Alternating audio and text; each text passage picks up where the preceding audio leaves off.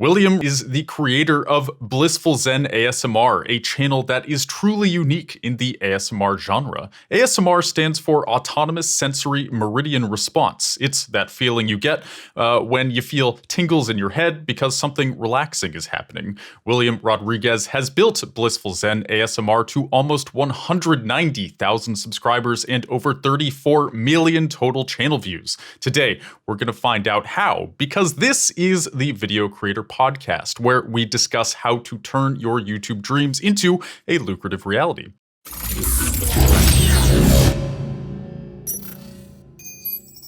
William, how you doing today? Good. I'm doing good. Thank you for having me.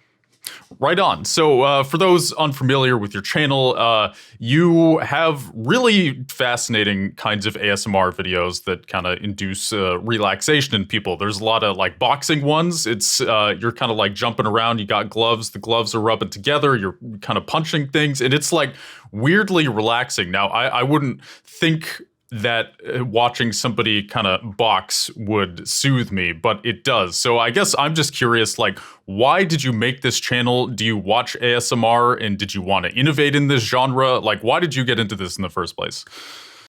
Okay. Well, first, it started off by, I'm going to say about 7 years ago, I discovered ASMR. It first started off a little dark because I was going through a tough time in my life that, I had a divorce. So at that time, I was going through a transition that it was challenging. So at that time, I was having trouble sleeping. And so then I started like finding ways, holistic ways or, ways that I don't have to use any medication to help sleep. So I went on YouTube and I discovered some hypnosis and ASMR. And then I was really interested in it. I checked it out. And then in the beginning, it was a little weird because it was just people making sounds. And the first person that I came across was PJ Dreams ASMR. He was the first channel that I came across.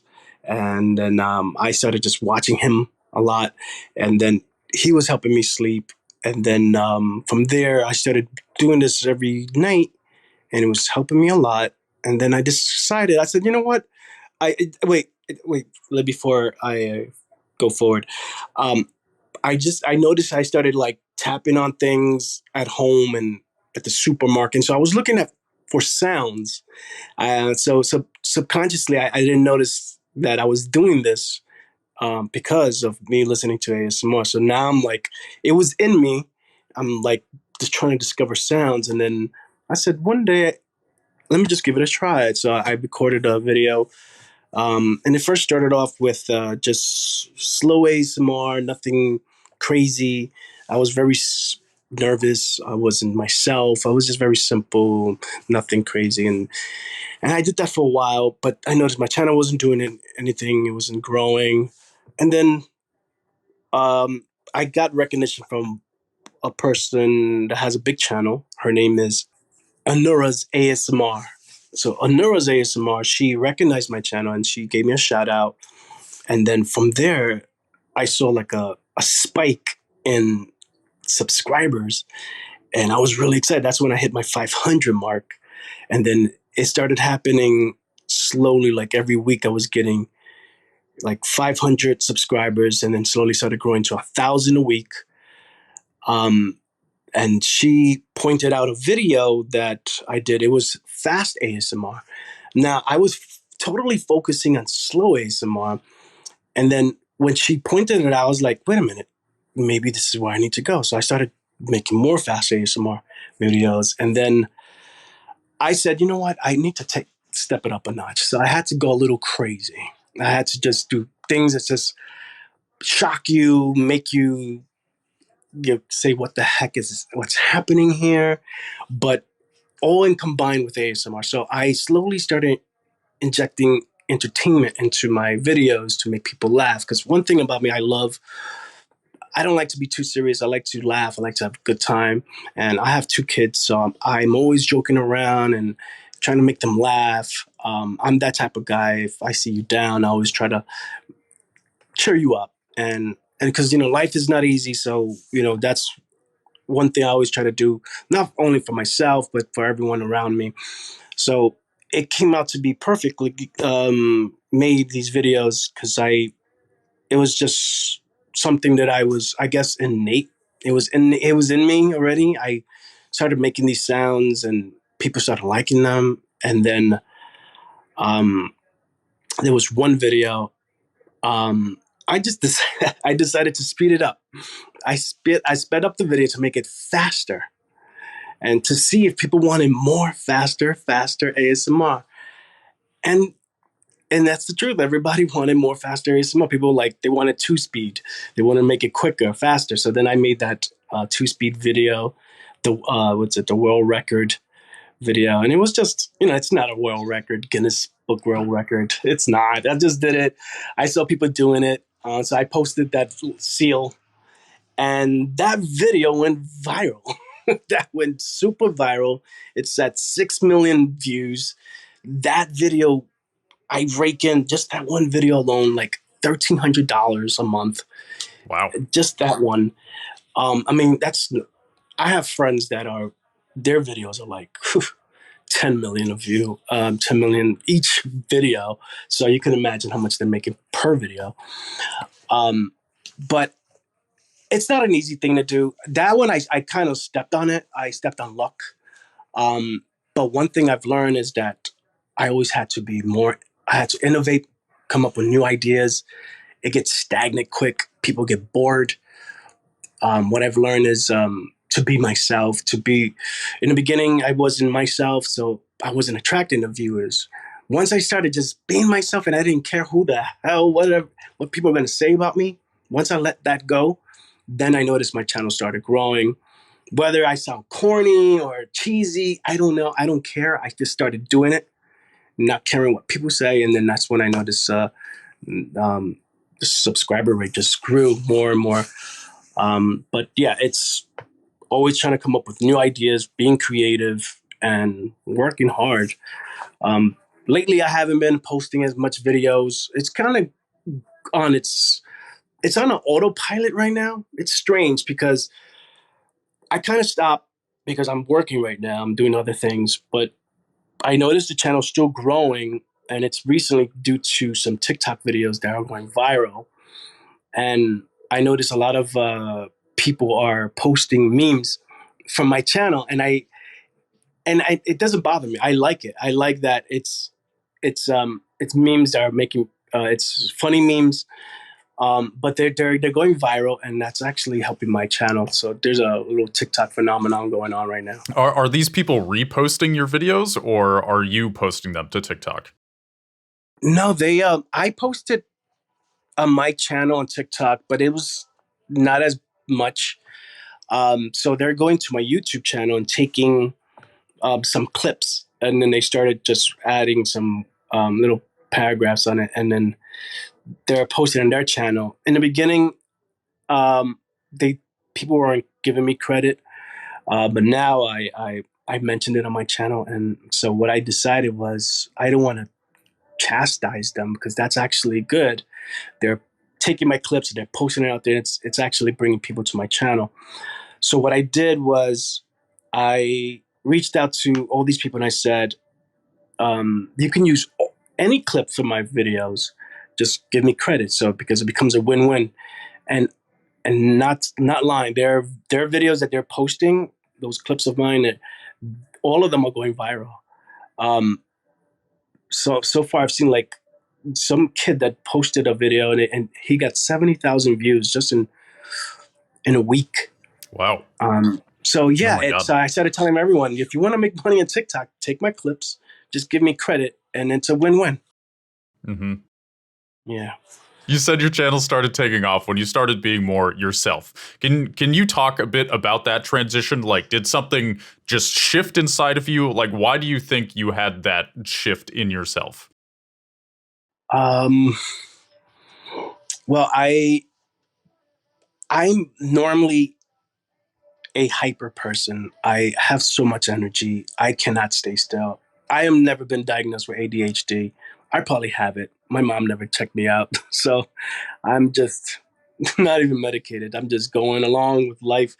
But I'm all over the place. So I when I first started to make my videos, it was just slow ASMR. So it felt like weird because I was containing myself and trying to speak slowly, and it wasn't me. I'm like, I speak a mile a minute. I just want to just get going and just make everything. So when I discovered the fast ASMR, it was perfect. It was me because I do everything fast, and I don't know if it's a good thing. I do like to relax, so but um, but it's ironically that fast ASMR relaxes people. So do I watch fast ASMR? Not as much. I think I prefer more slower ASMR. It makes me sleep. Fast, I think it leaves me to get energetic and to get up and go and be more creative. Or I can listen to it while I'm studying or something. Hmm. Sure. And so when you were doing these slower videos, like, were you doing that just trying to impress people in the algorithm because you thought that's what people wanted, or were you just kind of exploring and it took you a while to figure out what you actually wanted to do? Um, well, when that the fast ASMR video was singled out, and I noticed that's what people weren't wanting. So I guess I started doing it for more for the algorithm. But then it actually was a good fit because it became something more natural versus the slow because it wasn't. I was actually having so much challenge doing the slow ASMR. So yeah, so I first started off by doing it for the algorithm's sake, and then it just became very natural to me, and so it's now more genuine per se to like doing the slow ASMR. That wasn't even genuine. That was just me trying to conform to the ASMR community Mm. because everyone does it so slow and gentle, and then Yeah, they sure do. so and I was never like that. So I when I let go, I that's when I it was weird to find out that there's thousands of people that love fast noise. So Must have been a relief, huh? You could just be yourself and it'll actually work out and be easier yes, to produce content. And then people started watching it even more. That is the magic of authenticity, right? yes. Hmm. And so you mentioned that you made a good amount of money, or you're currently making like 1,300 a month off of your biggest video, which has millions of views. Are there any other ways you're monetizing your channel besides YouTube ad revenue, or is it only ad revenue? Mostly is ad revenue because I do have a full time job. I'm a web developer, and then I do web marketing and social media marketing, search engine optimization. So entering this field, I kind of had an advantage of knowing how to market myself instead of paying for people to help me. Um, so that helped me a lot, just tweaking the keywords and the metadata. Um, but as for outside revenue, it's mostly the YouTube channel. I yeah, it's just side income. Most of my main income it would be for my full time job. Hmm. I got you. So, can you walk us through like what exactly you did to market yourself? I know, obviously, figuring out the type of content that worked best for you was very important. You mentioned kind of changing keywords. Can you give us other information about how you essentially were able to appeal to the YouTube algorithm? Yeah. One thing I've learned is that it's important to not just write the title on your video, but it's also important to mention it verbally in your video because Google picks that up. So the same title that you posted on the for the video, you should mention it a couple of times because then Google picks that up for because there's voice search. So Google looks at that. That's one thing I've discovered. Um, and a lot of hashtags and the keywords that you can enter for the description part. I try to fill in the description as much as I can and reiterate the title as well. And sometimes I'll mention ASMR more than once because that's the main word. Um, um, and I think that's basically it. And then also, I've reached out to other influencers, and I reached out to other brands that I can um, showcase their stuff, and so that's also another side of revenue that I make through brands. But in for social media marketing, I've been trying to connect with other influencers. I think that would take me to the next level. But I kind of like got sidetracked lately. But I'm going to try to get back on the channel and be more on on board with it because I haven't been as much lately. Hmm. So, in what ways would you say your life has changed since your channel started taking off, and you're now making this supplementary income, essentially not even having to do anything? How is your life different these days? Um, the channel actually has been a big blessing because it's like it's passive income. I'm not doing much. It's coming in. The money's coming in. It's good to come. To see a nice check come in once in a while from YouTube. So it kind of like put less stress and more of time management for myself. I'm able to have more time for myself, time for my kids. My full time job is actually not so bad. I work at home, so I am able to, have time for myself as well. So working for on YouTube, like I said, it actually opened up more doors for time management for me and a little bit more of a cushion to enjoy life as more. Hmm. Right on. Yeah, I guess it's always comforting when you know there's going to be a check in the mail for work that you've already done in the past. It's done, and you're still getting income for that. I think there can be a frustration maybe in constantly trading time for money. But if you have an income stream that's just continually coming in, that frustration can kind of go away, or at least lessen a lot. And Yeah. so I notice, of course, you have a lot of boxing videos, like boxing in your videos. Is that something you spend a lot of time doing outside of YouTube and work? Are you a fighter? No, well, I used to practice martial arts, so I don't go to a school or an organization. I'm not part of an organization now, but whatever I've learned from the past, I've incorporated into my daily workouts. So all the exercises that I've learned in my martial art days, I incorporated to when I go to the gym. I do like a fusion of because I love yoga and I love working out with weights, and I love martial arts. So I do like this whole regimen of different exercises. That's very a hybrid of all these things. So so currently I'm not part of a group. But I still practice a lot at home or at the gym. Right on. And like, do you feel like YouTube kind of helped you with that, or it sounds like you've kind of always done that, and it was just sort of natural to incorporate that into YouTube? But I Yeah. guess the reason I ask, sometimes people they find their audience kind of keeps them accountable. Like you're making videos about boxing or whatever that makes you want to work out more to be the guy who people think you are. Yeah, I started well, I do shadow boxing. So when I instead of just doing it in front of a mirror or at the park or at the gym, I said, let me just turn on the camera and do it. So I gave that a shot, and then I noticed the video did well. So then I started doing like series of the boxing ASMR, or I started calling it shadow boxing ASMR now. Hmm. I So did something called MMA or not UFC, but it wasn't really UFC. It was more like boxing. hmm, I got you.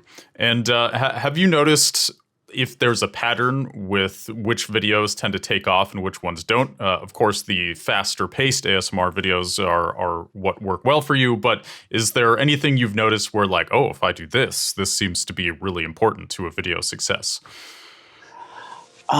Well, definitely the thumbnails are very important.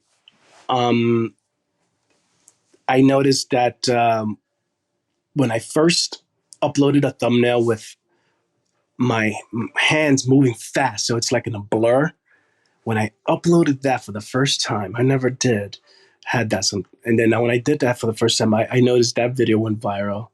So, and then I noticed other ASMR artists started doing the same as well, using the blur effect, so it looks like it's speed. So I know that that became like some type of trend. But as for ideas, yeah, it's usually anything that's fast. And I noticed role plays as well, but my role plays are a little too weird.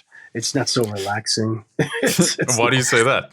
it's I do it more for comedy. I do a lot of silliness, and plus I'm not whispering. One thing I like to do is acting. So I I've been like on the crossroads of like, should I open up a new channel for just acting so there's no whispering? But then a lot of people were like, oh, don't confuse the subscribers with another channel. So it's been hard for me to do acting and ASMR. It's just because the whispering part's the challenge, and you have to keep it calm and quiet. It's not easy. Right. I mean, I will say it is generally a good strategy if you do want to branch out what kind of content you're doing. It's best to make a separate channel if you feel like the new stuff you're going to be making is different than the stuff you're currently making. Because what can end up happening is you kind of end up splitting your subscriber base, where you get people who sign up for one thing and people who are here for another thing. And that just isn't quite as good as having two channels where everybody's there for the same reason. YouTube seems to like that better when like all or most of your subscribers are engaged every time, if that makes sense. Huh. Yeah, it does make sense. That's and I was leaning towards it. I was about to create it, but then I started asking questions. I mean, it's not a big survey. I should do the poll again and see what people think, but I should create a separate channel so that I can just, instead of keeping it so gentle and soft, I can scream and do crazy stuff, you know? Right. Yeah. You wouldn't want somebody who's there to relax to all of a sudden be like, like it might Yeah, kind of you know? freak them out and maybe they wouldn't want to come back or whatever. I know. So I guess just a word of advice from a guy who's been in this sphere for a little while. Yeah. Definitely. Like just, I don't know if. Basically, I have a channel called Treesicle, and I've been on YouTube for about 8 years. I took a step back from that. So that's just kind of like my background and sort of why maybe perhaps I sort of know what I'm talking about occasionally. So, yeah, well, Yeah, right. with your channel, you have like 5 million subscribers. No, I have like 900, like just over 900,000 subscribers. Oh, okay. Okay.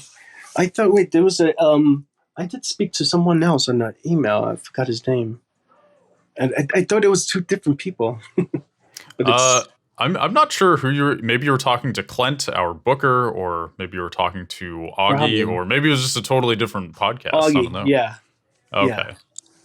Yeah, he has a channel called Baller Boot Camp where he kind of has a lot of like basketball training videos. I think he has like over 200,000, and has certainly done well for himself. Oh, nice. Okay. So, do you make your own thumbnails? It sounds like you do. Yeah. Since I do, I'm in the web field, I do graphic designing as well. Gotcha. And so, as far as your day job, like clearly that has fit into the success of your YouTube channel quite a lot. Have you always been in this sphere of social media and kind of SEO, or is this like somewhat of a recent change for you? Like, how did you get to this point?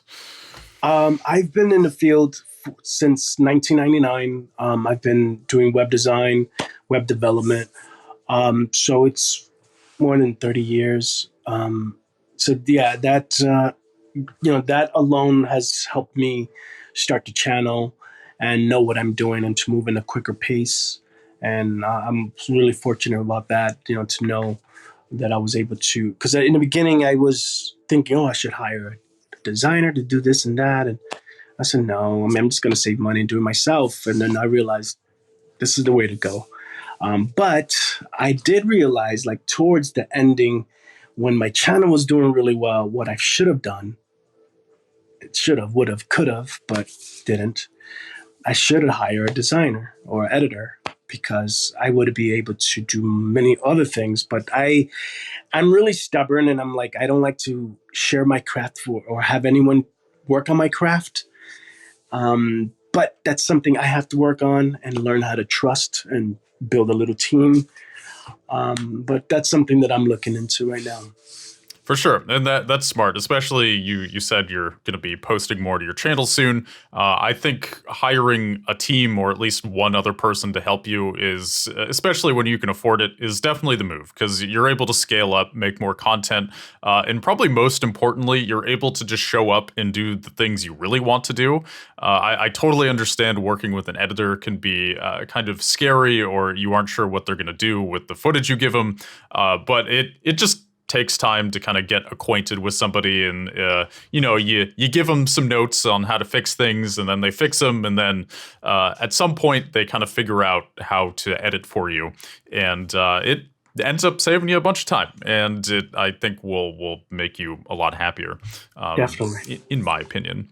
So it is like moving forward, are there new things that you want to do with this channel? I know you talked about doing kind of more acting stuff. Is that the extent of the new things you want to do? Or what does the future look like for you? Not right now. Right now, I'm just focusing on creating more acting skits. I have a lot of stories written down and characters that I've created. I just have to sit in front of the camera and do it. It's a little challenging because there's a lot of characters that I would like to incorporate into one video, but it's almost sort of like Eddie Murphy and his like Nutty Professor, where he's playing all these different characters. I want to do something seamless like that, but it's going to require some editing skills that I might need some help with, and time. It's a lot of time work management. So. Mm-hmm. Sure. And I think it can always be a little scary to be jumping into a totally new way of doing things, especially when it's kind of editing intensive. Like, I don't know, editing seems to be the bottleneck, I think, of a lot of projects. It's sort of filming is obviously really important, and so is all of the marketing. But editing is like, it's you just got to do it every time, and someone's going to be in the trenches doing it. So, but yeah, if you can figure out that bottleneck, then it always seems to work out as long as there's consistency. And I noticed that the more that I edit a video and spend more time on it and give it more detail, it does better. It always does better. Mm-hmm. Do you feel like there's kind of a magic balance between the amount of time spent editing well, let me rephrase that. Do you feel like sometimes you can over-edit a video and like it wasn't worth doing that much work? Or do you feel like every time you do put that extra effort in, it always pays off? Yes. Every time I put that extra effort, I always notice it does better. Yeah. Versus one that doesn't, it's lightly edited because I didn't have much time that day. I notice it doesn't do well. So, like, how do you edit your videos in a way that increases engagement with your audience? I try to always, well, what I would like to do is have two camera angles. I just have to set up a second camera, just so that I don't bore the audience. I would also like cut and edit some parts of the video so that it's the video is zoomed in a little and then zoomed back out or moves a little bit. So just so that it's little subtle movements, just to make them so that the audience doesn't get bored. And also a little like some audio effects or video effects. I noticed it does well. Huh, interesting. Because I find you in a particularly interesting space because ASMR, kind of as you've pointed out, is notoriously slow and quiet and chill.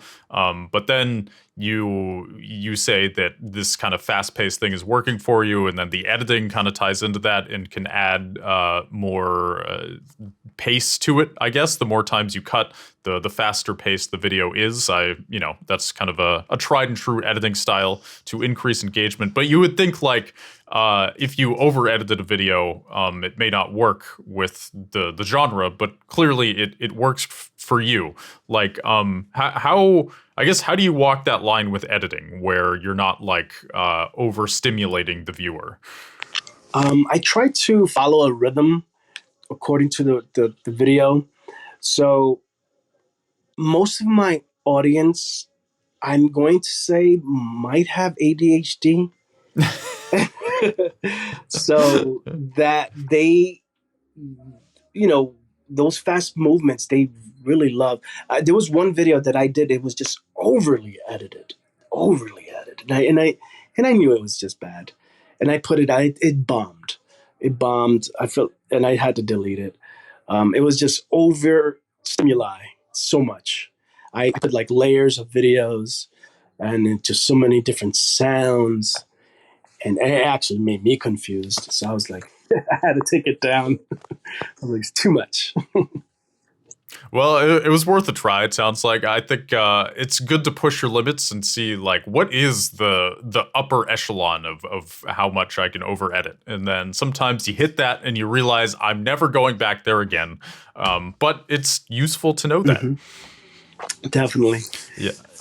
hmm Yeah, I think that's one of the I guess unfortunate things about YouTube or just being in the spotlight in general is like when you do make a mistake, a bunch of people end up seeing it, and then you kind of maybe get some criticism for it, or you feel like you embarrassed yourself, or maybe you don't care at all. That is totally fine. But there can be a like weird layer of criticism that doesn't exist in other jobs. Like, would you say that has been something you've had to deal with where you're kind of self-reflecting too much, or people are criticizing you? Like, has this affected you much over your YouTube journey? Yeah. In the beginning, I was so sensitive to the comments. I used to read them, and I was like, oh my God, but I'm trying my best. I don't get it. And I would take it so personal. But then years went by, and I'm like, oh my God, it's the same comment again and again. These people are saying the same thing. So then I realized it's not a big deal. It's not personal. The majority of the comments are mostly positive. There's like one or two or three people that say nasty things. So I've learned to ignore it. I mean, sometimes it's hard to ignore it because I want to reply and then they explain why I did such things, whatever. But sometimes I just have to ignore it. What are some things that people criticize you for? Like I know with me, when Tree School was at its peak, so to speak, when I was posting a lot, there was like three types of comments that people. It was like there, I could tell what the negative comments were going to be. Like what are a couple things that people would say over and over again that would kind of be annoying? It's a lot of it's bullying. They're trying to bully me. Like hate comments, and it has nothing to do with my content. It's just hate comments. But I laugh at a lot of things, so it doesn't bother me. I mean, like I said in the beginning, it did bother me, but then a big YouTuber, told me it's part of the territory. So I mean, if you can't take it, don't be in it. He said, just ignore it. You just gotta ignore it. Yeah, and it's I don't know, it can be weird. There are some days when it's super easy to ignore, some days where it's a little bit harder, but yeah, over time the your skin thickens. It certainly has with me, it definitely has with you. And I don't know, YouTube is weird like that. It's like I don't know, it can be weirdly psychological, whereas at least for me, like it has there were times when it was kind of a challenge to show up in front of the camera and not be in my own head about it. But I don't know. YouTube can be weird like that. And have you ever had periods of time where it was kind of hard to get in front of the camera, or has it mostly been fluid? Yeah, there was times. Um, there was actually like I've mentioned in the beginning of my YouTube journey. I was in a dark period, and so there was times that um, I would say some positive stuff, positive affirmations in the video, and I feel like I'm talking to myself, like to say, it's gonna get better. Don't worry about it. And I felt like I'm talking, and then I feel like I'm gonna cry recording the video, and I'm like, oh, geez, I'm gonna have to stop it. No, man. Shut off. There's times that because that healing process was it was kind of long. It was 3 years. I was going through that dark part, but it's been 7 years now. I'm doing much, much, much better. But in the beginning, it was challenging. I had to sift through these emotions and get myself ready and amp myself up. And I do a lot of live streaming, so it became therapy for me as well. When I started live streaming, seeing other subscribers, I'm cheering them up. They're cheering me up, and it became a big community.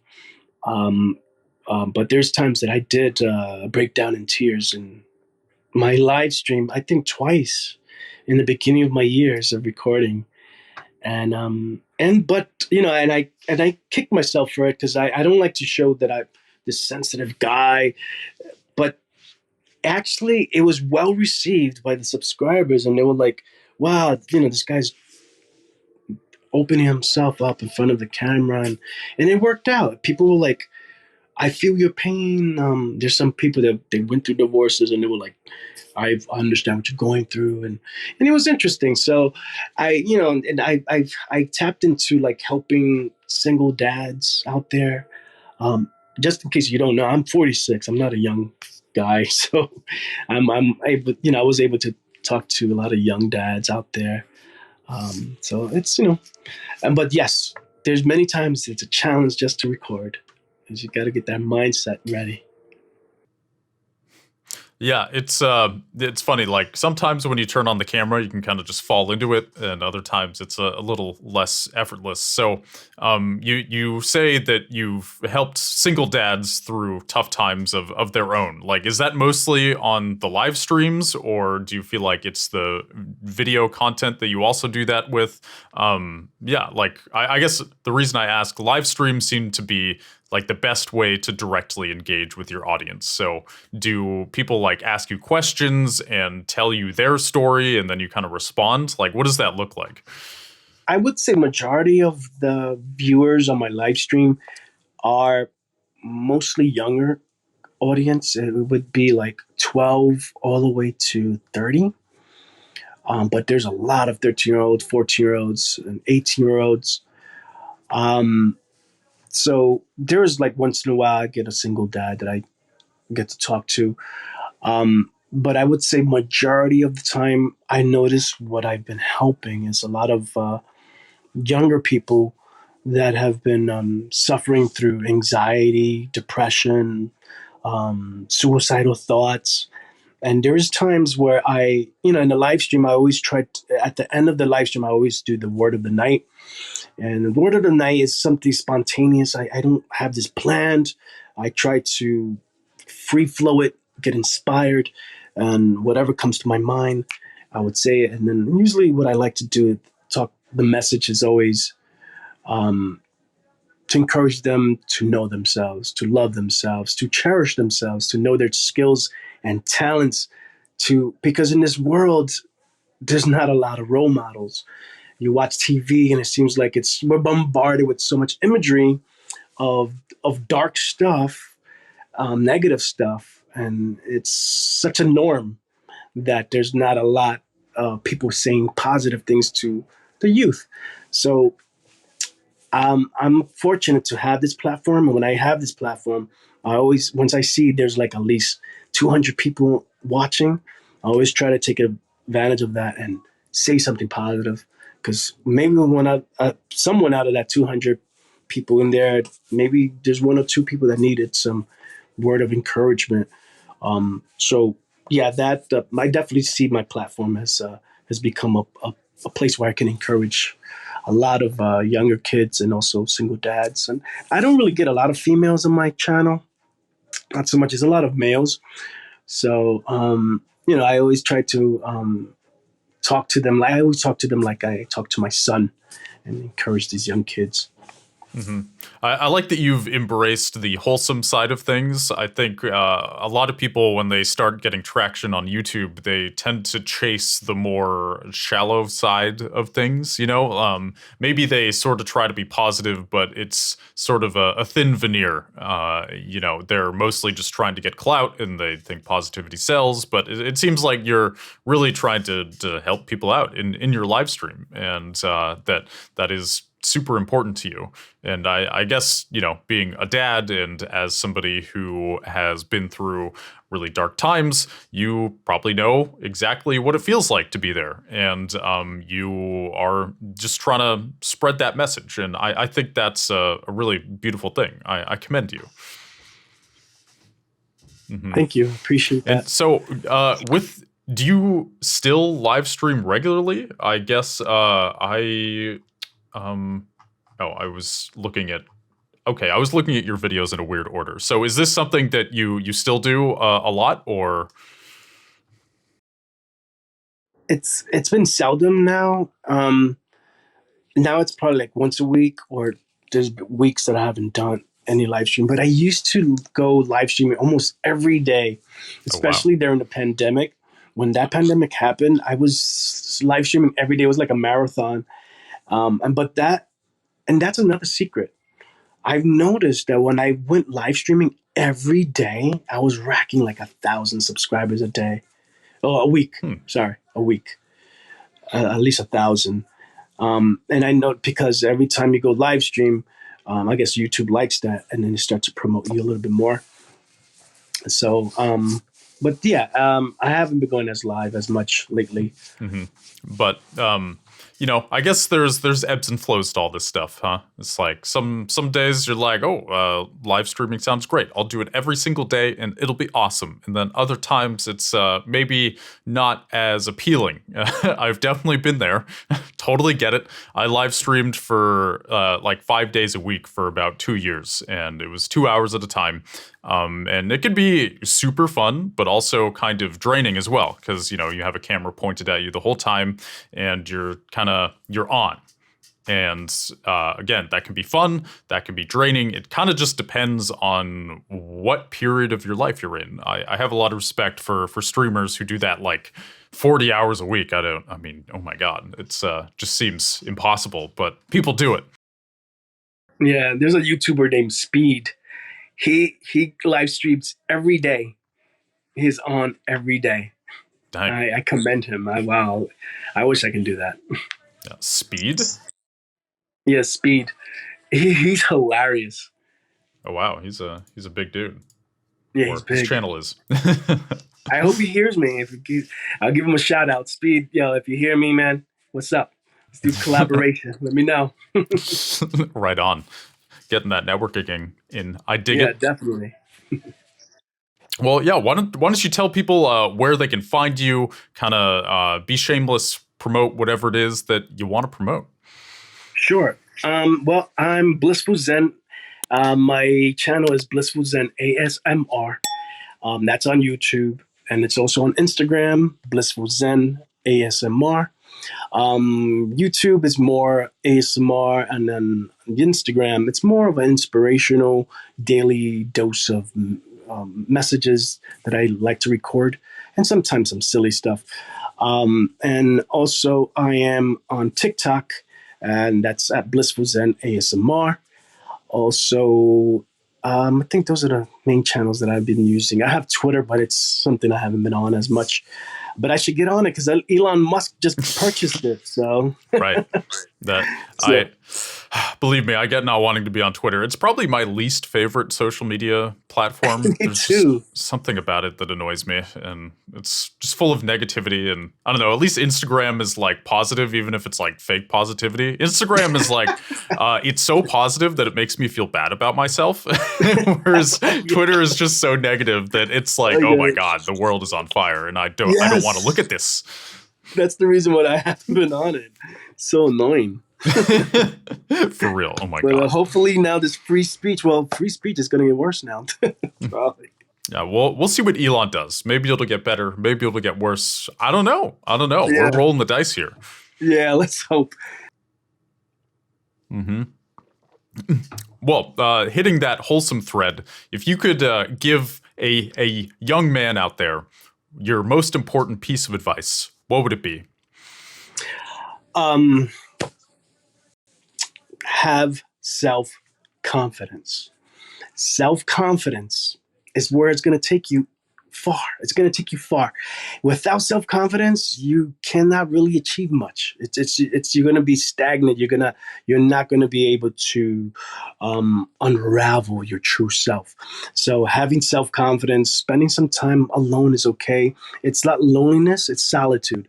Loneliness is when you feel like you're in despair, but solitude is you're enjoying your moment, and it's okay to be by yourself for a moment, a while, just to meditate, pray, have some clarity, take a walk, go to the beach, discover what you like, discover what makes you happy, what makes you tick. Those are the things. And so it's self discovery, definitely is what I would tell them. Right on. I think that's super important, especially for young people. Is I think it's almost your job in like your teens and 20s to make mistakes and push your limits, just to see kind of what works for you and what doesn't, and what how much energy can you put into things. And then your 30s come around, and then you can kind of like act on everything that you learned. And that's kind of I guess. That was the goal of my 20s. I'm 30 now.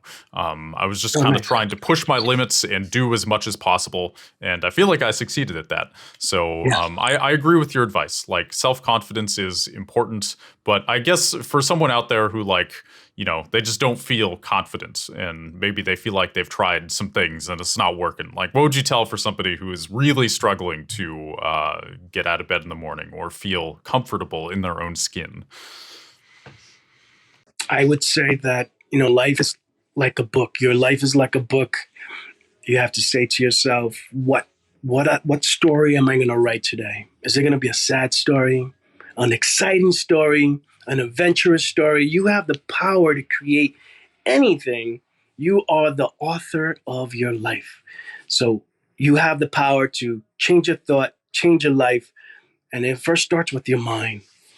First, start thinking positive things, and start thinking things that are blessings in your life, things that are working for you.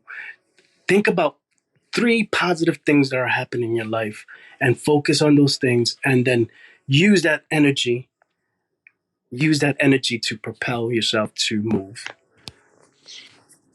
Beautiful. Well, William of Blissful Zen ASMR, everybody. This has been a pleasure, and thank you so much for joining me. I really do appreciate it. This has been a wholesome conversation. Thank you. Can I mention one more thing? I forgot to Yeah. give a plug for my music. I do have self-encouraging, self-empowering hip-hop music, positive music that I have out there. It's on soundcloud.com/wordsdhamma, and that's WRDZDHAMMA, Words Dhamma. So it's soundcloud.com, Words Dhamma. Right on. Well, definitely check it out, everybody. And thank you for watching. And definitely subscribe, whatever platform you're on. Hit that follow button so you can never miss an episode. Super important. It's going to make your life way better, of course. But yes, thanks again for joining me, William. And I will see you, dear viewer, in the next one.